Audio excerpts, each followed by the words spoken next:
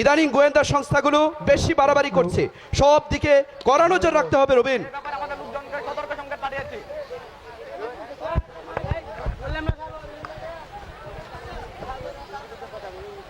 মাসখানেক বন্ধ থাকার পর আগামীকাল থাইল্যান্ড থেকে ট্যাপাওয়ানের একটি বৃহৎ চালান আসছে, এখন থেকে সর্বদিকে কড়া নজর রাখতে হবে রবিন। সন্দেহজনক সকল স্থানে আমরা তীক্ষ্ণ নজর রাখছি বস, কিন্তু অনুপম রায় নামের একজন ডিবি অফিসারকে কিছুতেই ম্যানেজ করা যাচ্ছে না। তার মতো বিচারের চোখে দুলু দেওয়া সহজ কাজ নয়। ইন্সপেক্টর অনুপম রায় ডিটেল তথ্য আমরা পেয়েছি, তাকে ম্যানেজ করার আশা আমাদেরকে ত্যাগ করতে হবে, না হয় হিতে বিপরীত হতে পারে। শালার ঘরে পানির চার নেই, ভালো বাজার করতে ছেলে মেয়ে পায়ে হেঁটে স্কুলে যায়, ভালো বাজার করতে পারে না। গ্রামের বাড়িতে বৃদ্ধ পিতা মাতা, তবু সে ঘুষ খাবে না, মর শালা শুকিয়ে মর। টেপা ওয়ানে কিন্তু আবার হেরোইন, গাঁজা, তরল কোকেন তিনটেই রয়েছে। মাল হাতে আসার সাথে সাথেই সরে পড়তে হবে। আপনি কোনো চিন্তা করবেন না বস, আমাদের লোকজন সম্পূর্ণ প্রস্তুত রয়েছে। চালান আসা মাত্রই সমস্ত মাল বিদ্যুৎ গতিতে গুপ্ত স্থানে পৌঁছে যাবে। সময় সুযোগ ডেলিভারি দেওয়া হবে। হা হা হা। এখন থেকে ডিবি ইন্সপেক্টর অনুপম রায়ের গতিবিধির উপর তীক্ষ্ণ নজর রাখতে হবে। এবারের খেপ যদি ভালোই শেষ হয়ে যায়, আমি হয়ে যাব টাকার কুমির। তারপর যত টাকাই লাগুক না কেন, ডিবি ইন্সপেক্টর এই অনুপম রায় আমার পথের কাঁটাকে দূর করে দেব আমার এলাকার বাইরে। হু হু হা হা হা। চার দেয়ালে নীরব কক্ষে আপন মনে একাকী অট্টহাসি, নিশ্চয়ই পরম সফলতার পূর্বাভাস। উচ্চাকাঙ্ক্ষী চ্যালেঞ্জিং পেশাদার মানুষের জীবনের প্রতিটি কাজের সঙ্গে মিশে থাকে সাফল্যের সুদৃঢ় আশাবাদ। তোমার কথা মতো চাতুরির মাধ্যমে পিতার সমস্ত সহায় সম্পদ বিক্রি করে 10 লক্ষ টাকা ব্যবসায় বিনিয়োগ করেছি। 1 মাস পার হয়ে গেল, এখন পর্যন্ত কি ব্যবসা করছি তা আমি নিজেও জানি না। বাণিজ্য এত সহজ বিষয় নয় যে তুমি অল্পতেই বুঝে যাবে। একটু ধৈর্য ধরো, সময়ে সব জানতে পারবে বন্ধু। মাস কেটে গেল, বাড়ির কোনো খোঁজ নেইনি। জন্মদাতা পিতা মায়ের মতো ভাবি ও কলিজার টুকরা তুই কি খাচ্ছে পড়ছে তা জানতে চাইনি। ভেবেছিলাম প্রথম মাসের উপার্জন পিতার পদতলে রেখে তার পা জড়িয়ে ধরে শহরে নিয়ে আসার কাতর অনুরোধ জানাবো। এক্সপোর্ট ইম্পোর্টের ব্যবসায় মুনাফা পেতে কিছুটা সময় লাগে। সবে মাত্র বিদেশি কোম্পানিকে মাল পার্সেসের জন্য ডলার পাঠিয়েছি, মাল আসবে, তারপর বিক্রি হবে, তারপর লাভ লোকসানের হিসাব। কিন্তু আজ এই বাড়িতে পাঠানোর জন্য আমার 1000 টাকা খুবই প্রয়োজন। কিন্তু এখন তো দেওয়ার মতো কোনো টাকা আমার কাছে নেই। যেভাবেই হোক কর্জ হিসাবে আমাকে 10,000 টাকা দাও, সময় মতো কেটে নিবে। বললাম তো আমার কাছে দেওয়ার মতো কোনো টাকা নেই। তাহলে আমার 10 লক্ষ টাকা ফেরত দিয়ে দাও, ব্যবসা আমি করবো না। যখন তখন চাইলেই তো 10 লক্ষ টাকা ফেরত দেওয়া যায় না। তাছাড়া তোমার সাথে আমার অংশীদারি ব্যবসার চুক্তি নামায় সেটা স্পষ্টভাবে উল্লেখ রয়েছে।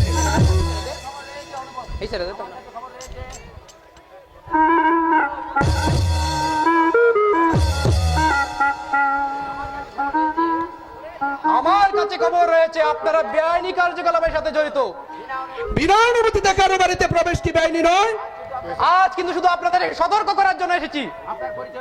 আপনার পরিচয়? Anupam Roy, inspector detective branch. আমি খুবই আনন্দিত ইন্সপেক্টর সাহেব, আপনি আমার বাড়িতে এসেছেন।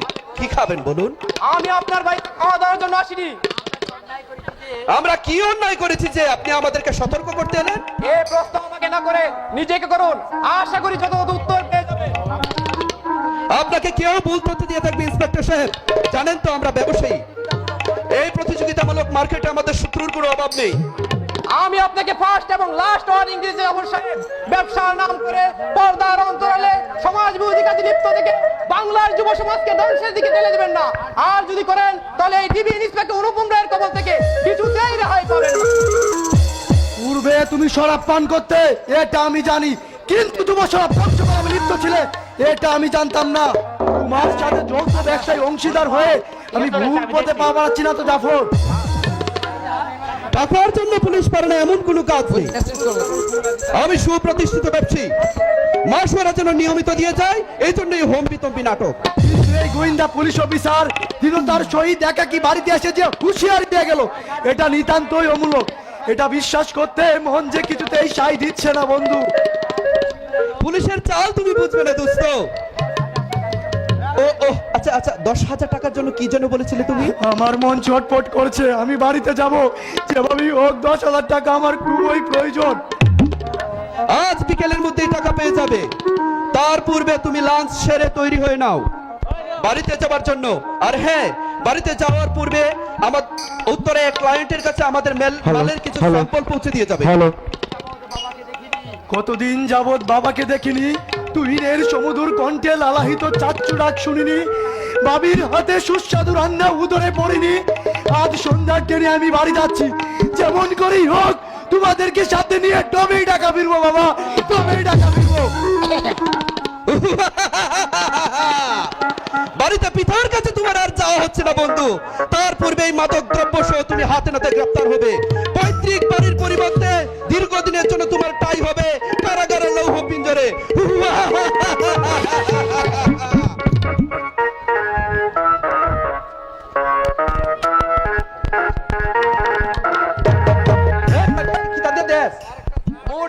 সংবাদদাতা আমাকে যেভাবে ইনফর্ম করেছে, সে খবর মিথ্যে না হলে জাফর তার এখানে চলে আসার কথা।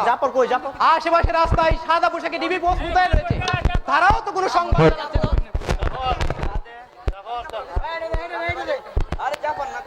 হাই বলো না।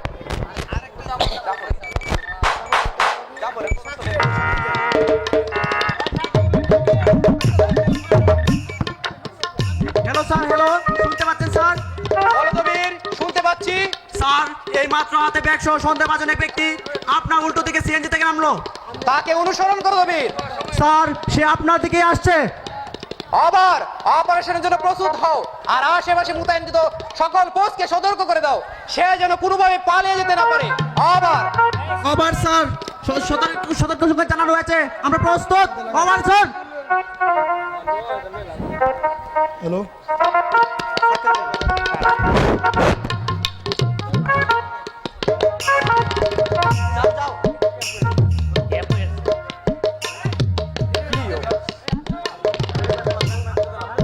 বাইকটা কই? হ্যালো, হ্যালো,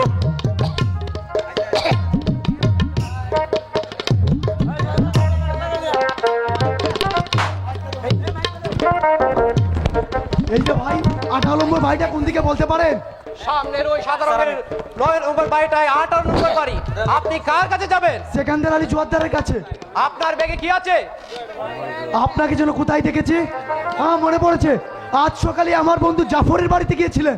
বাজে কথা রেখে ব্যাগ খুলে দেখান। ওই গুবিটা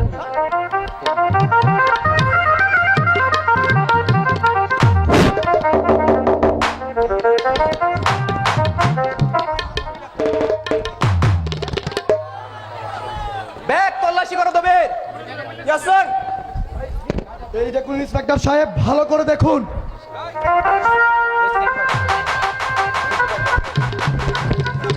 hello hello hello hello hello hello hello hello hello hello hello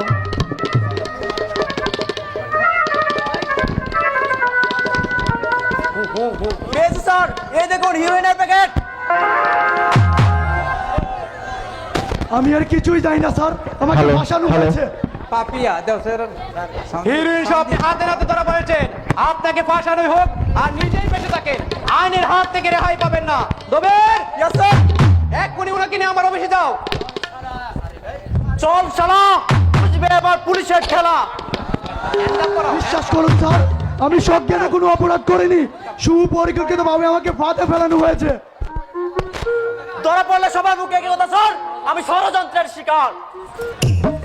আমি গ্রামের বাড়ি রওনা হচ্ছিলাম স্যার, আসার সময় আমার ব্যবসায়িক পার্টনার ওই বিশ্বাসঘাতক জাফর ব্যাগটি আমার হাতে দিয়ে এই ঠিকানায় পৌঁছে দিতে অনুরোধ করে। আর আপনি সরল বিশ্বাসে পার্টনার বলতো ব্যাগ স্কুলে না দেখেই তাই এখানে পৌঁছে দিয়েছিলেন, তাই না? ঠিক তাই স্যার।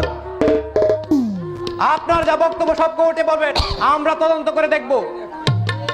দবের, yes sir. এক্ষুনি ওনাকে নিয়ে আমার অফিসে যাও। চল শালা, পুলিশের গোল বুঝতে পারবি জামায়া দল।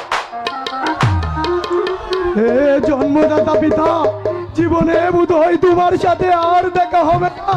ভাগ্যের নির্মম পরিহাসে বিনা দোষে চললাম কারাগারে, এই বৃদ্ধ বয়সে ভাবি ও তুহিনকে নিয়ে সম্পূর্ণ নিঃস্ব অবস্থায় কিভাবে বেঁচে থাকবে? এ দুশ্চিন্তায় আমাকে ঘুরে ঘুরে খাচ্ছে। আজ 3 দিন হলো সুশীতল ছায়াযুক্ত পরিবেশ ছেড়ে শহরের খোলাহলের বস্তিতে এসেছি। সকালবেলা বৃদ্ধ শ্বশুর কাজের সন্ধানে বের হয়ে যায় আর সন্ধ্যায় ফিরে সামান্য কিছু চাল ডাল নিয়ে, তাই দিয়ে 3টি পেট কোনো রকম চালিয়ে যাচ্ছি।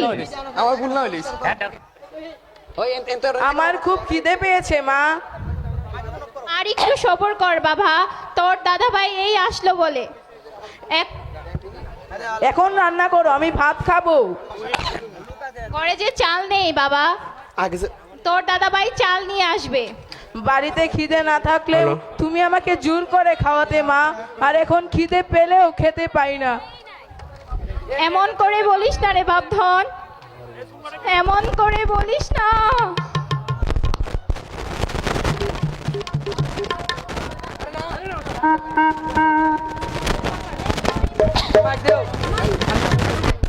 তোর দাদুভাই এক্ষুনি চলে আসবে, আর একটু সবর কর রে বাপধন।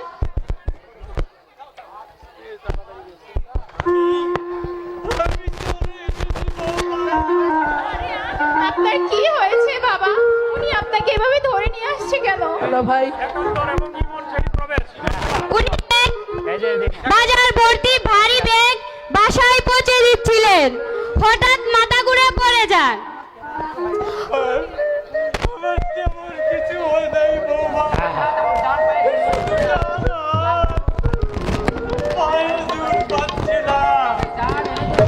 চাল এনেছো দাদা ভাই? খুব খিদে পেয়েছে।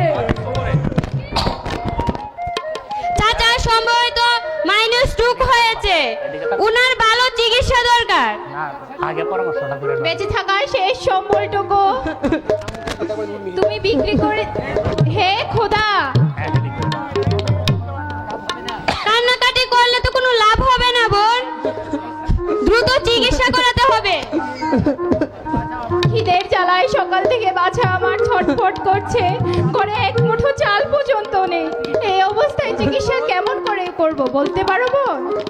স্বজনদের খবর দিন, যে করেই হোক টাকার ব্যবস্থা করতে হবে। স্বজন কোথায় পাবো? সেরকম হলে তো এই বৃদ্ধ বয়সে মুঠ বইতে হইতো না। উনার কি আর কেউ নেই? গোলা বড়া ধান, পুকুর বড়া মাছ, সুখের সংসার সবই ছিল, কিন্তু নিয়তির বিধানে আজ কিছুই নেই, সর্বহারা। জীবন যুদ্ধে বলে চলবে বোন? ক্ষুধার্ত সন্তানের মলিন মুখের দিকে সুস্থ শ্বশুরের কথা চিন্তা করে বেঁচে থাকার জন্য আপনাকে জীবন যুদ্ধে ঝাঁপিয়ে পড়তে হবে।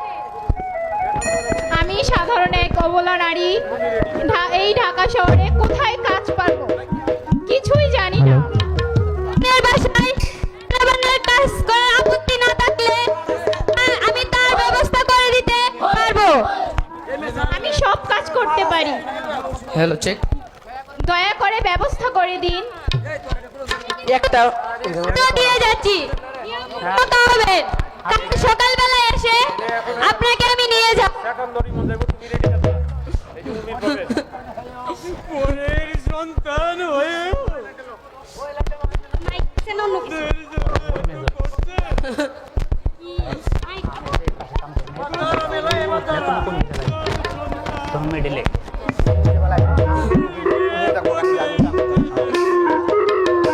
তুমি কেঁদো না দাদা ভাই, তুমি কেঁদো না, তুমি কাঁদলে আমি সইতে পারি না।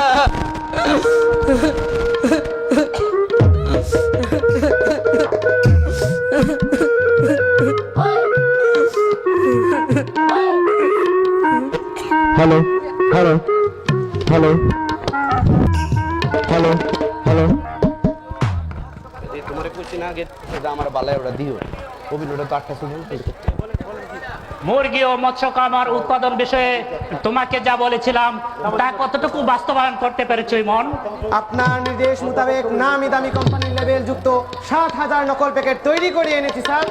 শুধু প্যাকেট তৈরি করলে তো হবে না, মাল ডেলিভারি দিতে হবে, তবেই তো প্রফিট। আমাদের কোম্পানির খাদ্যের পাশাপাশি আগামী সপ্তাহ থেকে নকল প্যাকেটে 2 নম্বর খাদ্য বিক্রির প্রক্রিয়া শুরু হয়ে যাবে স্যার। তোমার কর্মদক্ষতার উপর আমার পূর্ণ ভরসা আছে। আমি তোমাকে একটা পার্সোনাল অফার দিতে চাই। বলুন স্যার। তুমি তো সবই জানো, আজিজ আহমেদ খানের সাথে আমার যৌথ পার্টনারশিপ ব্যবসা, তার মধ্যে আবার সিংহভাগ ওই 2 নম্বরে। অবৈধ ব্যবসার আইনের হিসাব অনেকটাই অলিখিত। তাই বলছিলাম, আমাকে যদি বিশেষ সুবিধা পাইয়ে দাও, তাহলে এর 20% হিস্সা থেকে তুমি কিছুতেই বঞ্চিত হবে না। এবারের সফর থেকে আমি কিছুতেই বঞ্চিত হতে চাই না ড্যাডি। কোথায়, কিসের সফর? পরিষ্কার করে ডিপার্টমেন্টের বলো। সহপাঠীরা 5 দিনের শিক্ষা সফরে কক্সবাজার যাচ্ছে ড্যাডি। সহপাঠীরা যাচ্ছে, তুমিও যাবে? Thank you daddy, thank you. Emon, জি স্যার। ব্যবসায়িক প্রয়োজনে আগামী দিন 10 মধ্যে তোমার তো কক্সবাজার যাওয়ার কথা রয়েছে। সবকিছু ঠিকঠাক থাকলে অচিরেই আমাকে কক্সবাজারের উদ্দেশ্যে রওনা করতে হবে স্যার। আমরা কক্সবাজার অবস্থানকালীন সময়ের মধ্যে আপনি যদি সেখানে যান, তাহলে আমাদের টিমের সঙ্গে চা চক্রের দাওয়াত রইল, আসবেন কিন্তু। ছাত্র জীবনে শেষ প্রহরে সব বান্ধবে হই হুল্লোড় করে সমুদ্র সৈকতে মন মাতানো ঢেউয়ের কল্লোল, অপূর্ব সূর্যাস্ত ও অবারিত বায়ু প্রবাহ উপভোগ করার মাঝে কি নির্মল আনন্দ। একমাত্র পুত্র আমেরিকায় সেটেল, এই পণ্যে আমার সব। তার আনন্দের জন্য আর ব্যাংক ব্যালেন্স উন্মুক্ত। এই বয়সে যদি একটু আধটু হইচই না করে, তাহলে মন প্রফুল্ল থাকবে কি করে? Real you are a good father. আমার কোনো আবদারি তুমি কখনো না বলোনি। যা চেয়েছি তাই পেয়েছি। I am proud for you daddy, I am proud for you.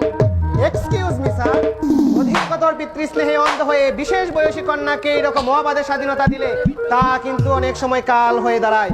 তখন বিবেকের আদালতে আসামির কাঠগড়ায় কিন্তু পিতাকেই দাঁড় হতে হয়।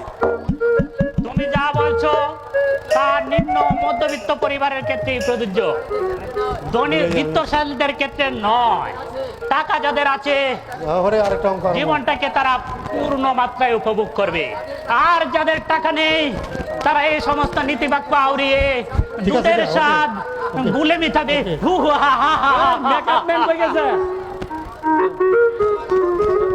ন্যূনতম অর্থ ছাড়া জীবন যেমন অচল, অধিক অর্থ তেমন নৈতিক অধপতনের কারণ। কালো টাকার অহংকারে ধনপতিরা দেববৃত্তিকে পদদলিত করে পশুবৃত্তির দিকে যেইভাবে ধেয়ে চলেছে, তা চিরাচরিত আমাদেরই প্রতিধ্বনি, চূড়া না শুনে ধর্মের কাহিনী।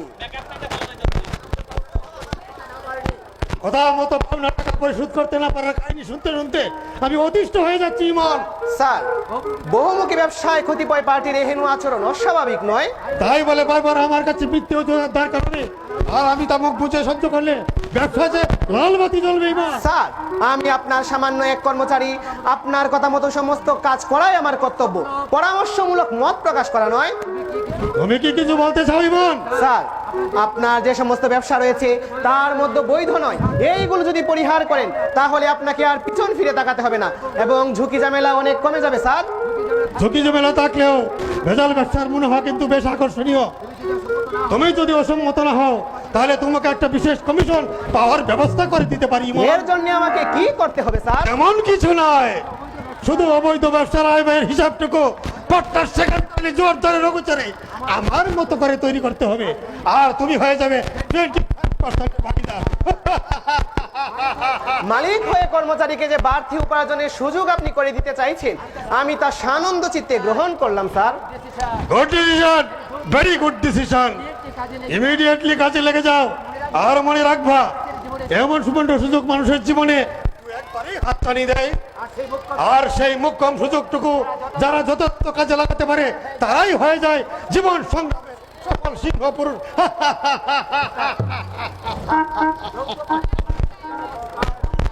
যৌথ পার্টনারশিপ ব্যবসার কি চমৎকার নমুনা। একে অপরকে টকিয়ে অধিক লাভবান হওয়ার কি সুনিপুণ কৌশল। এখন থেকে আমি দুজনের কাছেই কমিশন নেব, উভয়ের আরো ঘনিষ্ঠ হব, তারপর ওদের সমস্ত কার্যকলাপ পুলিশের সামনে ফাঁস করে দিয়ে আইনের হাতে তুলে দেব।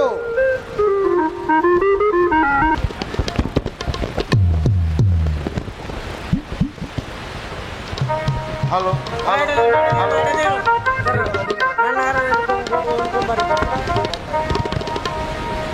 বৌমা, উপরের বাড়িতে ঝিয়ের কাজ করে জোত সামান্য যাও পাঠন করে তা দিয়ে তিনটি পেট চলে না। একবার খেলে পরের বার উপরে দিতে হয়। আমিও যে একটা কিছু করবো সে প্রথম বিধাতা রুদ্ধ করে দিয়েছে। হ্যালো আমি তো পঙ্গু নই দাদা ভাই, আমি তো পঙ্গু নই দাদা ভাই, ছোটখাটো কাজ তো আমিও করতে পারি, এতে সংসারের অভাব কিছুটা হলেও কমবে। তোর বাবার কত স্বপ্ন ছিল, তোর মায়ের কত আশা ছিল, যেমন করে হোক তোকে লেখাপড়া শিখে মানুষের মতো মানুষ হিসাবে গড়ে তুলবে। অথচ নিষ্ঠুর নিয়তি আজ আমাদেরকে কোথায় দাঁড় করিয়ে। লেখাপড়া শিখলেই যে দুঃখ দূর হয়ে যাবে সেই নিশ্চয়তা কোথায় দাদা ভাই? চাচুকেও তো তুমি লেখাপড়া শিখিয়েছিলে, কই সে তোমার দুঃখ কতটুকু দূর করেছে? ওই কুপুত্রের নাম মুখে আনিস না দাদা ভাই, ওর নাম শুনলে আমার যে নিঃশ্বাস বন্ধ হয়ে যায়। দাদা ভাই, এর কষ্ট সইতে পারি না। কাল থেকে আমি জুতো পালিশের কাজ করব, এ কাজ করতে আমার তেমন কষ্ট হবে না দাদা ভাই। জুতো পালিশের কাজে বসে বসে এক হাতে আমিও তোকে সহযোগিতা করতে পারবো দাদা ভাই, কিন্তু জুতো পালিশ করতে হলে যে ব্রাশ কাজে এগুলি ছাড়া চলে না। আর এগুলো ক্রয় করতে হলেও যে টাকার প্রয়োজন, আমাদের কাছে যে এ টাকাও নেই দাদা ভাই। রাস এবং কালি কেনার আমার কাছে একটা উপায় আছে দাদা ভাই। কি উপায় আছে দাদা ভাই? তুমি আর আমি মিলে যদি ভিক্ষে করি। বিক্রি করা যে ঘৃণার কাজ। আমরা ভিক্ষের টাকা দিয়ে জুতো পালিশের ব্রাশ এবং কালি কিনবো। ও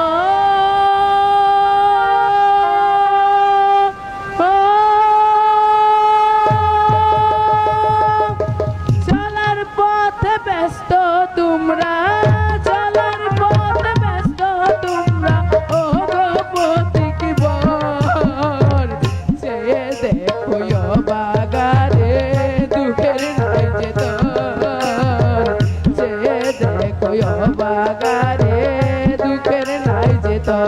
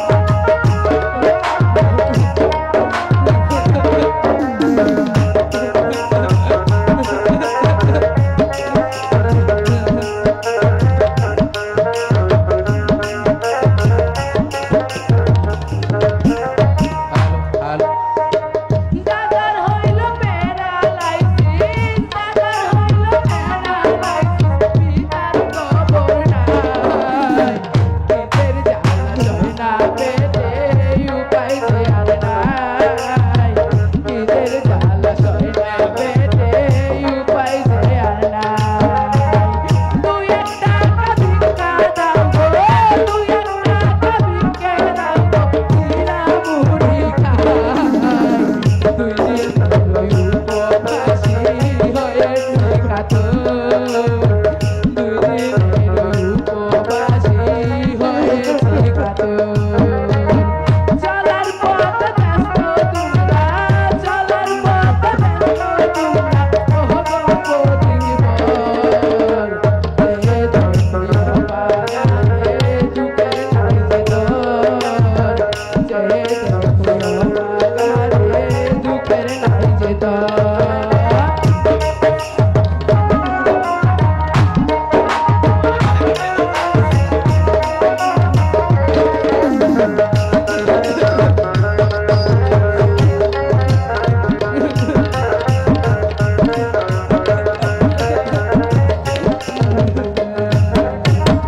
মুখাকে তুই অন্ন দিলে, মুখাকে তুই অন্ন দিলে, আসল পূর্ণ তোর। মানুষের কষ্ট করলে দূর, মানুষ হয়ে মানুষের কষ্ট করলে দূর। পরকাল ঘুরাই করবে, পরকাল ঘুরাই করবে তোমার দুঃখ দূর। চলার পথে যত তোমরা গো পথিকবর, সে দেখো বাগানে দুঃখের নাই যে তোর, সে দেখো বাগানে দুঃখের নাই যে তোর, সে দেখো বাগানে দুঃখের নাই যে তোর। কি বিচিত্র এই সমাজ ব্যবস্থা! আসল অপরাধীর সিংহভাগে ধরাছোঁয়ার বাইরে থেকে যায়, তার মধ্যে যাদেরকে পাকড়াও করা হয় তারা আইনের বিভিন্ন ফাঁক ফকর দিয়ে বেরিয়ে যায়, অথচ কত নিরপরাধী বিনা দোষে শাস্তি ভোগ করে। হাই!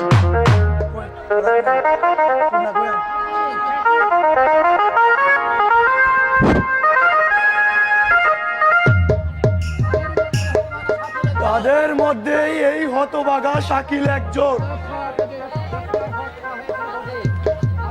মাদক সহ আপনাকে গ্রেপ্তার করা হয়েছিল বটে, কিন্তু অনুসন্ধান করে বুঝতে পেরেছি আপনি সত্যিই ষড়যন্ত্রের শিকার।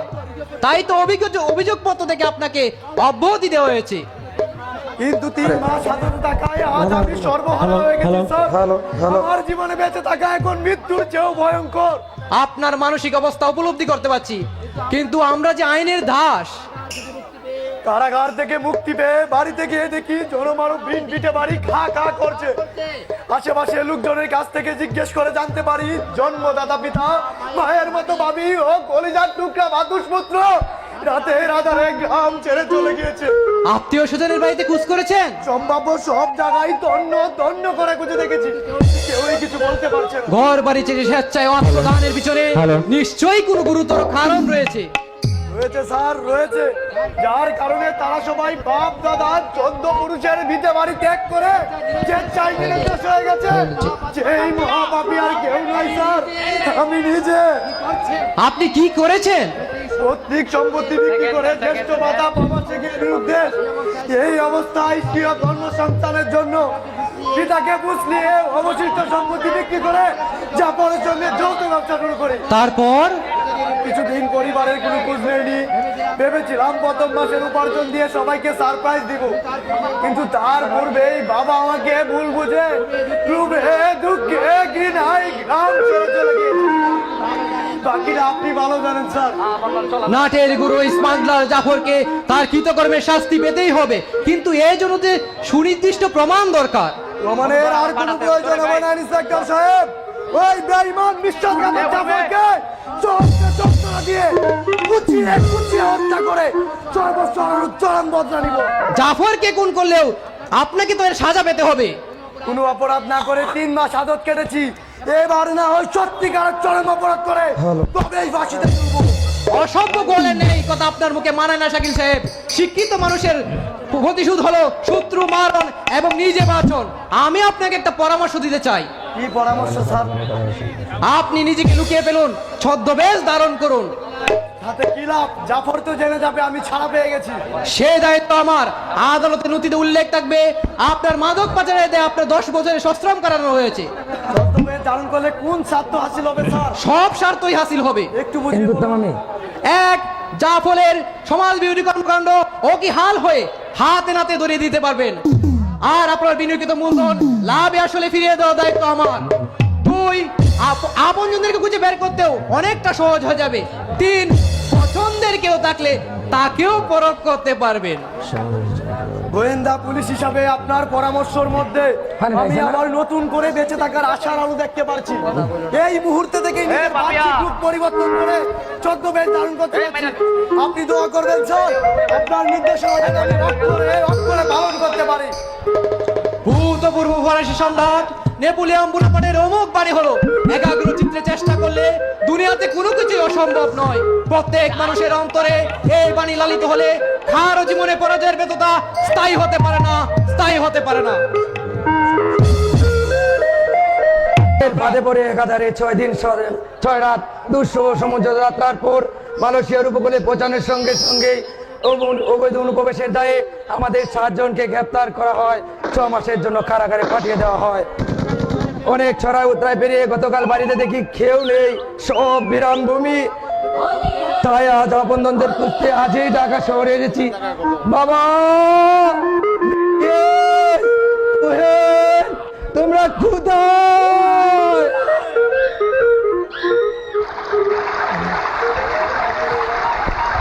এই ভোর দুপুরে ঢাকা শহর একাধারে রাস্তায় নাম ধরে ডাকছো, তুমি আবার কোন ধরনের ফেরিওয়ালা?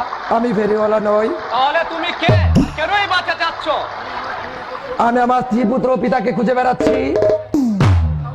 এই যুগে এমন ভাবে কেউ কাউকে খুঁজে না, প্রয়োজন হলে মোবাইল ফোনে খবর নেই। আপনার চলাফেরা এবং লেবাস দুটোই সন্দেহজনক। নিশ্চয়ই আপনি কোনো গুপ্তচর। আমাদের গতিবিধির উপর নজর রাখছিলেন কেন বলুন? বিশ্বাস করুন, আমি কোনো গুপ্তচর নই, আর আপনাদেরকেও আমি চিনি না। সত্য করে বলো, তুমি আসলে কে? আমি সর্বহারা এক পথিক, হারিয়ে যাওয়া স্বজনদের খুঁজছি। তাদের মোবাইল নাম্বার বলুন। তাদের তো কোনো মোবাইল ফোন নেই। মিথ্যে কথা বল, ও সবই মিথ্যে বলছে। তুমি কি আমাদের প্রতিপক্ষের চোর নাকি গোয়েন্দা সংস্থার লোক? সত্য করে বলো। বলছি তো আমি এরকম কেউ নই, আমি সাধারণ পথিক। শুধু কথায় ছিঁড়ে বিছবে না রবেন। ঘানি গাছ থেকে তেল কিভাবে বের করতে হয় সেটা তুমি ভালো করেই জানো। এখনো সময় আছে, সত্য কথা বলো, তাহলে আজ তোকে মেরেই ফেলবো। মিথ্যা কথা আমি বলিনি। বাঁচাও বাঁচাও, সন্ত্রাসী আমাকে মেরে ফেললো, বাঁচাও বাঁচাও বাঁচাও। হ্যালো হ্যালো হ্যালো সর্বনাশ, লোকটা তো মারের জন্য অজ্ঞান হয়ে গেছে। দাদা, লোকটাকে হাসপাতালে নিয়ে যেতে হবে। এই যে ভাই শুনছেন?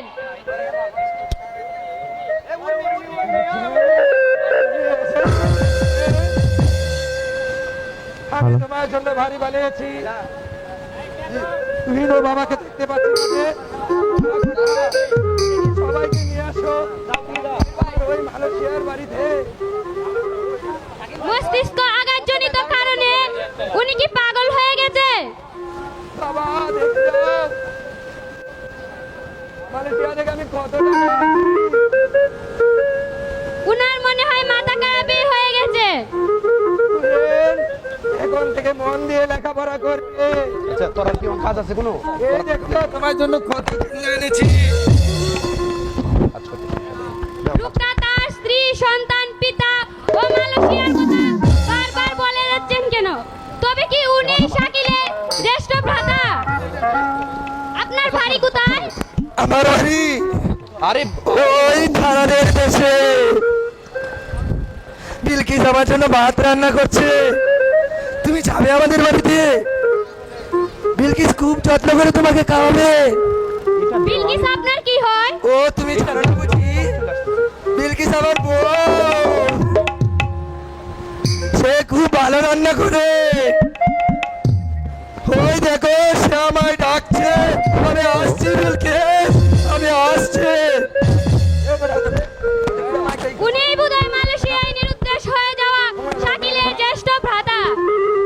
কিন্তু হঠাৎ করে শাকিল কোথাও উধাও হয়ে গেল। যাবত 3 মাস যাবত ধরে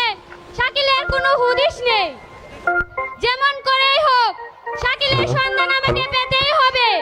আমি যে তাকে সত্যিই ভালোবাসি।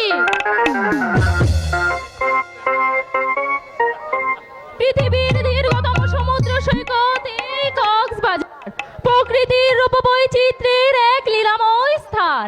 এখানে না এলে লাইফটা কি পুরোপুরি এনজয় করা যায় না। কত যুবক যুবতী মনের আবেশে মাতোয়ারা হয়ে সমুদ্রের সৌন্দর্য উপভোগ করছে।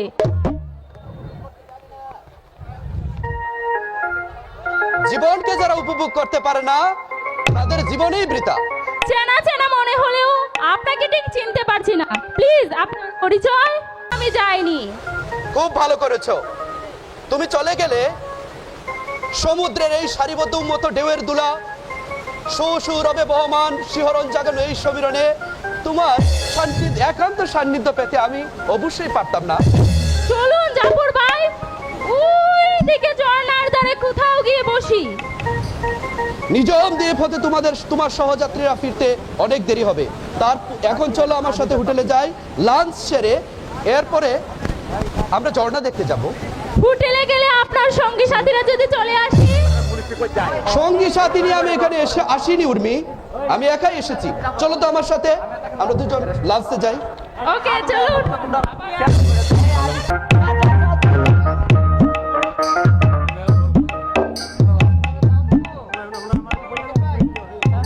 দুপুরের খাবারের পর ঠান্ডা পান না করলে পরিতৃপ্ত হয় না, তাই তোমার জন্য আমি পানি নিয়ে এসেছি। এই নাও, তুমি পান করো।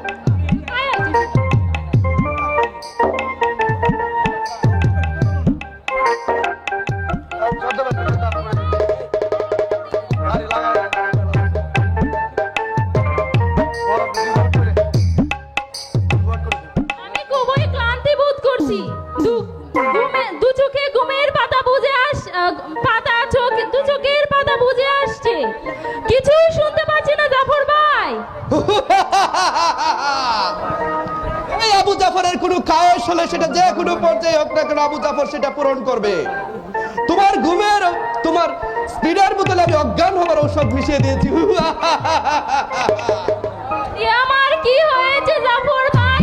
আপনার কোনো কথাই যে আমি আর শুনতে পাচ্ছি না। এখন শুধু কথা শুনতে পাচ্ছ না, আর 15 মিনিট পর তুমি পুরোপুরি অজ্ঞান হয়ে যাবে। 2 ঘন্টা পর্যন্ত তোমার কোনো হুঁশ থাকবে না। আর এই 2 ঘন্টা হবে শুধুই আমার। চলো ডার্লিং, বেডরুমে যাই। এক জায়গায় দাঁড়া।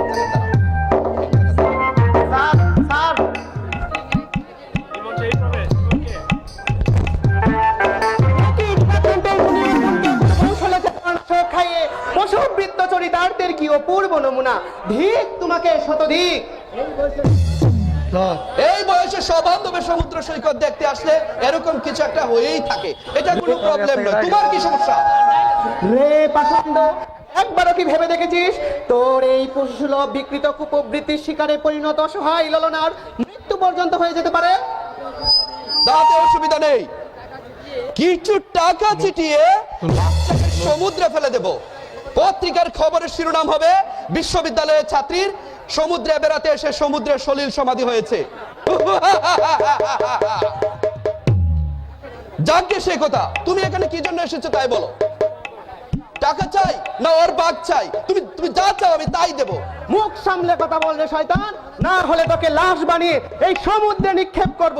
আর খবরের কাগজে শিরোনাম হবে মাদক পাচারকারীর সমুদ্রে রহস্যজনক মৃত্যু। ইমন সাহেব, আপনি এখানে? হ্যালো, ওরা তাহলে পরিচিত, আর আমার বাড়াবাতে চাই। আপনি এখন কোনো কথা বলবেন না ম্যাডাম, আপনি অসুস্থ, আপনাকে নিয়ে হাসপাতালে যেতে হবে।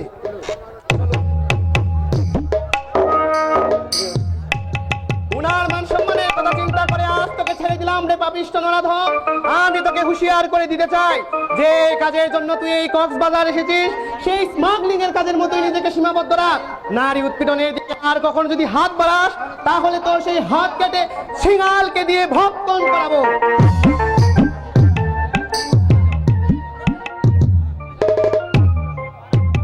হ্যালো, না আমি চোরা কারবারি স্মাগলার এই কথাটা ইমন নামীয় লোকটা জানলো কিভাবে? ও কি কোনো গোয়েন্দা সংস্থার লোক নাকি আমার প্রতিপক্ষের চোর? না না রে জাফর, না, তোমাকে আরো বেশি সাবধান হতে হবে, আরো বেশি সাবধান হতে হবে, আরো বেশি সাবধান হতে হবে।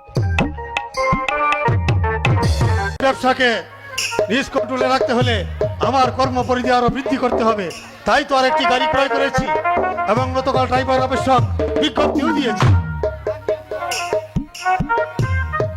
গতকালে আমি তোমাকে বলে দিয়েছি ড্যাড, আজ আমি শাকিলের গ্রামের বাড়িতে যাব। হ্যাঁ তাই যাও, ওর শরীর জমিনে ওর বংশ খানদান দেখে এসো, আর ছেলেটাকে একদিন বাসায় নিয়ে এসো, আমি ওর সঙ্গে কথা বলবো।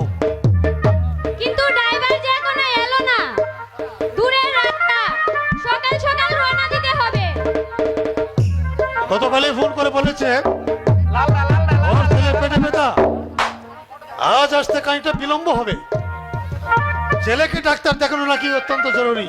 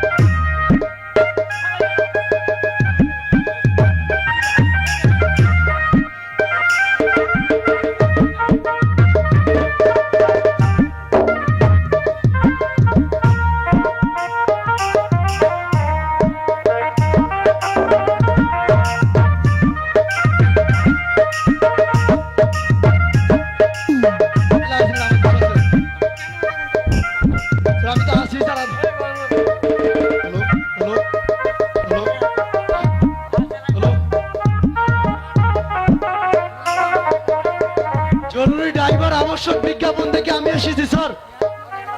চেহারা ছবি দেখে তো মনে হচ্ছে পুরনো ড্রাইভার। তোমার নাম কি?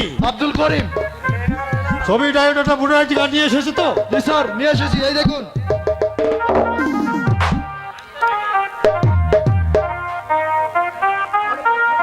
তাহলে পরীক্ষামূলকভাবে ওনাকে চাকরি দিয়ে দেন ড্যাড। এখন থেকে মন্টের ডিউটি করতে তোমার কোনো অসুবিধা নেই তো? করি। জি না স্যার, আমার কোনো অসুবিধা নেই। তাহলে আজ থেকে তোমার চাকরি শুরু। আমার মেয়েটাকে নিয়ে গ্রামের বাড়িতে যেতে হবে। গ্রামের নাম কি স্যার? ময়মনসিংহ জেলায় পাতাকান্দি গ্রাম, আপনি চিনেন তো? পথচারীদের কাছ থেকে জিজ্ঞেস করে চিনে নিব। এই শব্দ রালিমাল বেবাক চিনে কেতেন হুদ গরম লাগতো না। তুমি কি পাতাকান্দি গ্রাম ছিল শব্দর? যে মামুজি আমার বাড়ি থেকে মুডে 3 মাইল হুবে বাতাকান্দি গাও। কোমর এভাবে বয়ে বেঁধেছিস কেন? কি আমি বাতাসের রোগী মামুজি, ঘন ঘন কাশ উঠে।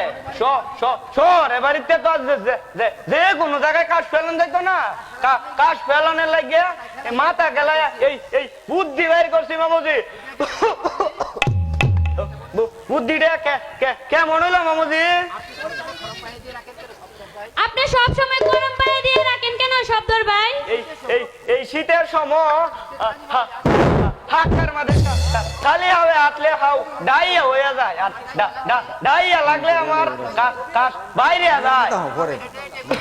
এভাবে হেঁটে হেঁটে গুল দিয়ে বারবার দাঁত মাজতে তোমাকে নিষেধ করেছি শব্দর।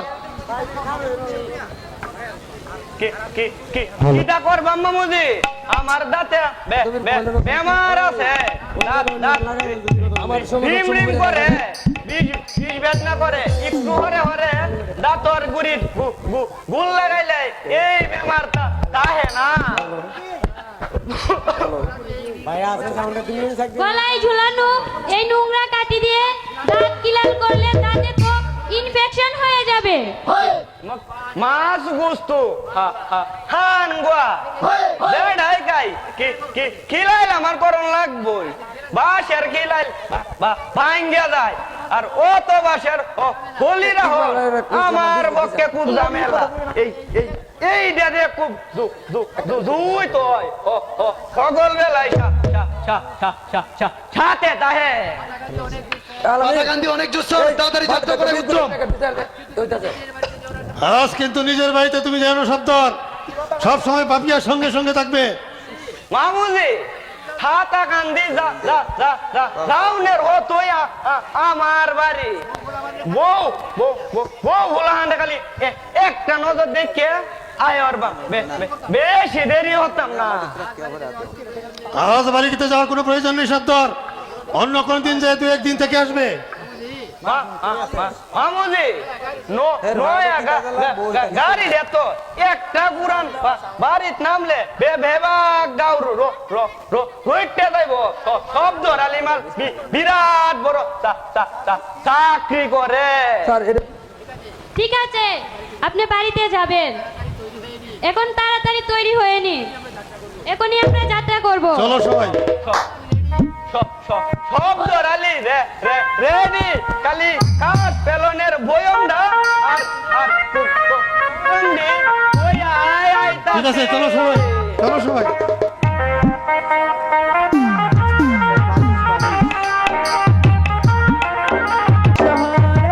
আমি যে এক নতুন পালিশলা, কত বাবুর জুতা পালিশ করি সারা বেলা। পালিশওয়ালা এই শহরে আমি যে এক নতুন পালিশলা, কত বাবুর জুতা পালিশ করি সারা বেলা। পালিশওয়ালা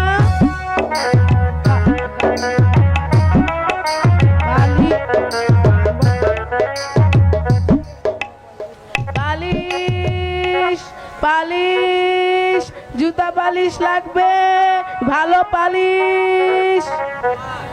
হায় রে গোপাল,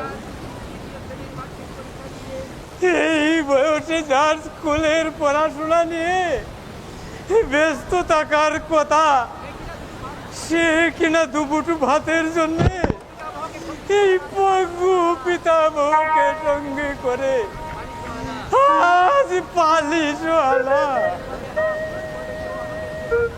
তুমি এভাবে হাউতাস করলে কেউ আমাদের দিয়ে পালিশ করাবে না দাদা ভাই, বরং 2-1 টাকা ভিক্ষে দেবে। তুই ঠিকই বলেছিস দাদা ভাই, তুই ঠিকই বলেছিস। Polish hello polish hello, hello. Polish polish হবে। পালিশ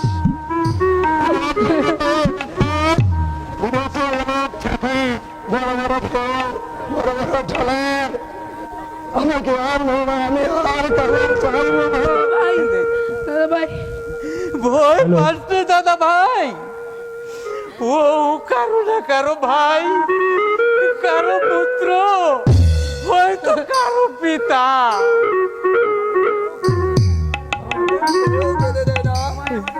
সবাই আমাকে ধারিয়ে দেন।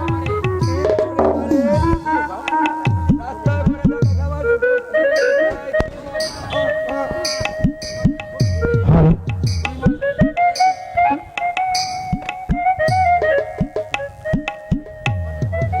তোমার বুঝি খুব খিদে, মুড়ি খাবে? খাই